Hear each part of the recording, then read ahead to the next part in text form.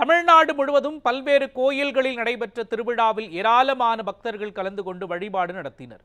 திருச்சி மாவட்டம் மணப்பாறை அடுத்த கண்ணுடையான்பட்டியில் உள்ள மாமுண்டி நல்லாண்டவர் கோயில் கும்பாபிஷேக விழா கோலாகலமாக நடைபெற்றது. 16 ஆண்டுகளுக்கு பிறகு பெரும் பொருட்செலவில் இந்த கோயில் புனரமைக்கப்பட்டு கும்பாபிஷேக விழா நடைபெற்றது. இந்த கும்பாபிஷேக விழாவில் உயர்நீதிமன்ற மதுரை கிளை நீதிபதிகள், மாவட்ட நீதிபதிகள் மற்றும் பொதுமக்கள் பலர் கலந்து கொண்டனர்.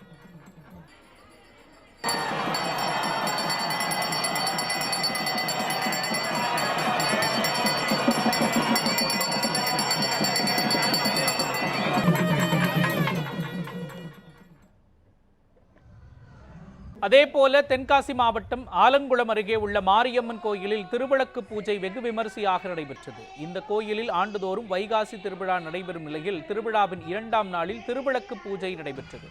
இதில் சுமார் 3500 பெண்கள் கலந்து கொண்டு விளக்கு ஏற்றி வழிபாடு நடத்தினர்.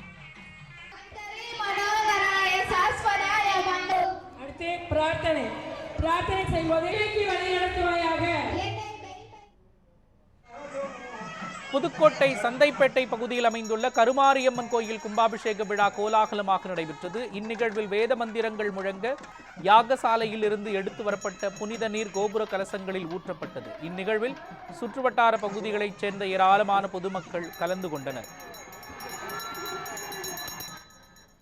செங்கல்பட்டு மாவட்டம் திருப்போரூர் எம்ஜிஆர் நகர் பகுதியில் அமைந்துள்ள முத்துமாரியம்மன் கோயில் கும்பாபிஷேக விழா விமரிசையாக நடைபெற்றது. இந்நிகழ்வில் கோபுர கலசங்களில் புனித நீர் ஊற்றப்பட்டு சிறப்பு அபிஷேகம் நடைபெற்றது. இதில் திரளான பக்தர்கள் கலந்து கொண்டு சுவாமி தரிசனம் செய்தனர்.